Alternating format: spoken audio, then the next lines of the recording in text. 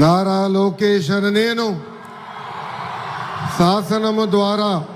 నిర్మితమైన భారత రాజ్యాంగం పట్ల నిజమైన విశ్వాసం విధేయత చూపుతానని, భారతదేశ సార్వభౌమ అధికారాన్ని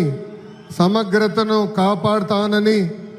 ఆంధ్రప్రదేశ్ రాష్ట్ర మంత్రిగా నా కర్తవ్యాలను శ్రద్ధతో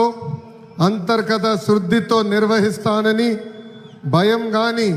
పక్షపాతం కానీ రాగద్వేషాలు కానీ లేకుండా రాజ్యాంగాన్ని శాసనాలు అనుసరించి ప్రజలందరికీ న్యాయం చేకూరుస్తానని దైవ సాక్షిగా ప్రమాణం చేస్తున్నాను. నేను నారా లోకేష్ అనే నేను ఆంధ్రప్రదేశ్ రాష్ట్ర మంత్రిగా నా పరిశీలనకు వచ్చి